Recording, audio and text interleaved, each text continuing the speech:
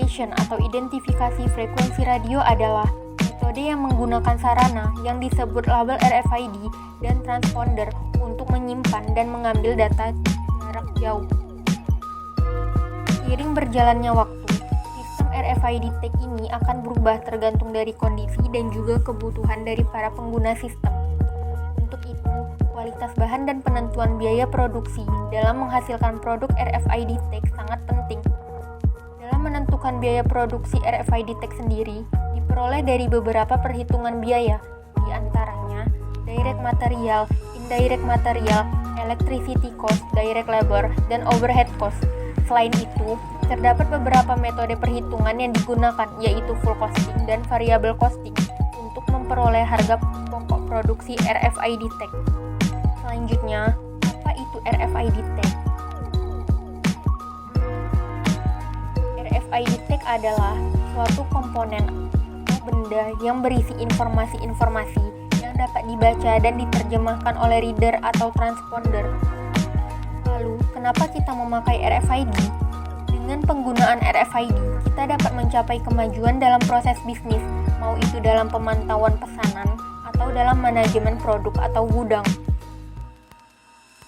Perhitungan pembuatan RFID. Hal-hal yang akan diperhitungkan dalam pembuatan RFID adalah yang pertama, direct material atau biaya bahan baku, yang kedua, direct labor atau biaya tenaga kerja, yang ketiga, electricity cost atau biaya listrik, yang keempat, machine depreciation atau depresiasi mesin, dan yang terakhir, biaya overhead. Hal-hal yang diperhitungkan tidak jauh dari proses pembuatannya, yaitu wafer mounting, lalu wafer dicing, lalu die attach, lalu epoxy cure, lalu wire bonding, lalu globe top epoxy, lalu COB singulation and attach, lalu antenna attach, dan yang terakhir testing. Tabel-tabel perhitungan. Perhitungan yang akan dibahas adalah yang pertama kapasitas mesin atau UPH, yang kedua bahan baku, yang ketiga bahan baku tidak langsung, yang keempat biaya tenaga kerja, yang kelima depresiasi mesin, yang keenam biaya listrik, yang ketujuh biaya overhead, yang ke-8 harga pokok produksi, dan yang terakhir harga jual. Tabel yang pertama adalah kapasitas mesin atau unit per hour. Mesin yang pertama akan dibahas adalah wafer mounting, di mana mesin ini menggunakan wafer ukuran 8 inci yang mengandung 80.000 chip. Mesin ini dapat memotong 12 wafer per jamnya, sehingga 12 dikali 80.000 menghasilkan 960.000 chip per jamnya. Mesin kedua adalah wafer dicing, di mana kita menggunakan double spindle atau menggunakan dua circular saw untuk memotong strip chipnya per jam. Per jam, mesin ini dapat menghasilkan 288.000 chip. Mesin ketiga adalah die attach, di mana chip-chip yang telah dipotong akan ditempelkan kepada lead frame. Mesin ini dapat menempelkan 3.750 chips kepada lead frame per jamnya. Keempat adalah mesin epoxy cure, di mana mesin ini menggunakan epoxy untuk merekatkan kedua benda tersebut, yaitu chip dan lead frame, supaya menjadi lebih kuat. Mesin ini dapat merekatkan sebanyak 720 chips dan lead frame per jamnya. Yang kelima adalah mesin wire bonding, di mana mesin ini akan merekatkan kabel-kabel kepada kaki-kaki IC, chips, dan lead frame tersebut. Per jamnya, mesin wire bonding dapat menghasilkan 1.800 unit. Mesin keenam adalah globe top, di mana yang menggunakan globe top epoxy untuk merekatkan IC-IC juga sebanyak 180 unit per jamnya. Mesin selanjutnya adalah singulation, di mana mesin ini dapat memotong sebanyak 216 unit RFID tag per jamnya. Mesin selanjutnya adalah COB attach, di mana mesin ini dapat menempelkan chip on board kepada RFID tag sebanyak 5 unit per jamnya. Mesin yang terakhir adalah antenna attach, di mana mesin ini menempelkan kawat tembaga di sekitaran RFID tag untuk berperan sebagai antenanya. Dalam 1 jam, mesin ini dapat merekatkan 30 unit kawat tembaga kepada 30 unit RFID tag. Langsung atau direct material. Yang kami gunakan yaitu wafer ukuran 8 inci. Membeli 25 pieces seharga Rp353.200. Untuk harga per piecesnya Rp14.128. Menggunakan 1 pieces Rp883. Ada lead frame, membeli 16 harga Rp9.800. Rp810, harga per piecesnya Rp613, menggunakan satu pack seharga Rp38,32. Ada gold wire 1 mil, membeli 500 meter seharga Rp10.600.000. Untuk harga per piecesnya Rp21,20. Kami memakai 5 mm seharga Rp106. Yang keempat ada epoxy. Kami membeli 2 sirin seharga Rp3 juta dengan harga per pieces Rp1.500. Kami menggunakan 0,005 cc seharga Rp1.500. Yang kelima ada PVC board. Kami membeli 50 pieces seharga Rp430.000 dengan harga per pieces sebesar Rp8.600. Kami menggunakan satu pieces seharga Rp538. Yang keenam ada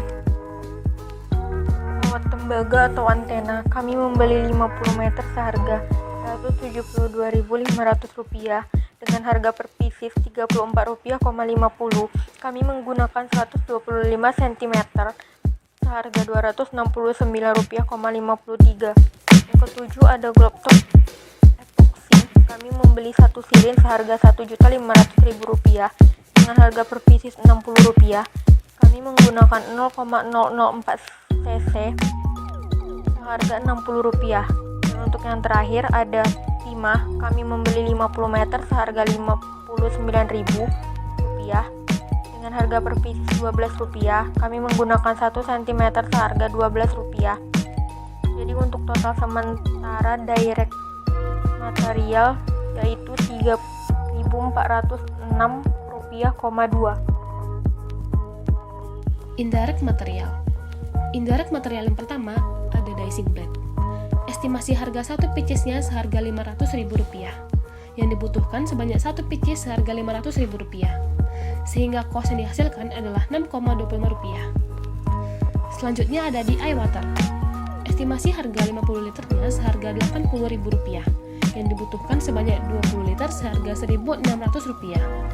Sehingga kos yang dihasilkan adalah Rp0,40. Selanjutnya ada gas N2. Estimasi harga 165 liternya seharga Rp2.340.000. Yang dibutuhkan sebanyak 40 liter seharga Rp2.340. Sehingga kos yang dihasilkan adalah Rp3.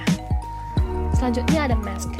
Estimasi harga 50 piecesnya seharga Rp89.900. Yang dibutuhkan sebanyak 2 pieces seharga Rp1.798.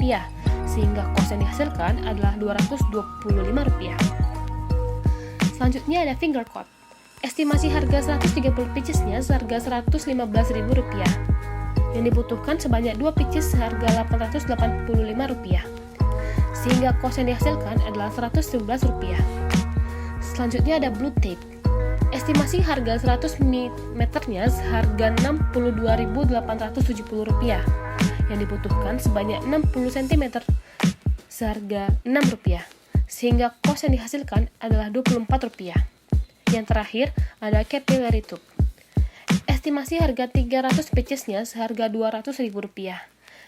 Yang dibutuhkan sebanyak 1 pieces seharga Rp667. Sehingga kos yang dihasilkan adalah Rp42. Sehingga total dari kos yang dibutuhkan adalah Rp410,47. Selanjutnya adalah biaya tenaga kerja. Di sini kami menggunakan UMK Batam yang sebesar Rp4.199.030 untuk 3 pekerja kami. UMK tersebut dibagi dengan 5 hari dan akan dibagi lagi dengan 8 jam. Untuk mencari UPH-nya, cukup dengan mentotalkan biaya tenaga kerja ketiga pekerja tersebut dan dibagi dengan UPH mesin-mesin yang mereka gunakan. Selanjutnya adalah depresiasi mesin. Di sini kami menggunakan metode cost hour method, di mana kita merekam depresiasinya berdasarkan jam yang dipakai mesin tersebut. Kami juga menggunakan 3 tahun sebagai umur ekonomis untuk semua mesin kami. Selanjutnya adalah biaya listrik, di mana mesin pertama kita yaitu wafer mounter menggunakan 3,36 kWh, di mana 1 kWh berharga Rp1.604. Total tersebut akan dikalikan dengan 5 hari dan akan dibagikan 8 jam, sehingga mendapatkan 3.368 per jamnya. Per jam tersebut akan dibagi dengan kapasitas mesin, yaitu untuk mencari UPH-nya, sehingga mendapatkan Rp0,04. Selanjutnya wafer dicing. Wafer dicing menggunakan 1,8 kW per jamnya, sehingga 1604 dikalikan 1,8 dan dikalikan untuk 5 hari dan dibagi dengan 8 jam. Dan untuk mencari UPH-nya tinggal dibagi dengan kapasitas mesin yang menghasilkan 0,06 rupiah. Mesin selanjutnya adalah die attach, di mana mesin ini menggunakan 3,7 kW per hour. 3,7 dikalikan dengan 1604 dikalikan 5 hari dan dibagi 8 jam sehingga menghasilkan 3.709 rupiah. 3.709 rupiah dibagi dengan kapasitas mesin menghasilkan 0,99 rupiah untuk UPH-nya. Mesin selanjutnya adalah oven untuk epoxy cure. Oven tersebut menggunakan 1,6 kW per hour dikalikan dengan 1604 dikalikan 5 hari dan dibagi dengan 8 jam sehingga menghasilkan 1.604 rupiah per jamnya. Untuk mencari UPH 1.604 tersebut tinggal dibagi dengan kapasitas mesin yang menghasilkan 2,23 rupiah per jamnya. Mesin selanjutnya adalah wire bonding, di mana wire bonding menggunakan 7,2 kW per hour.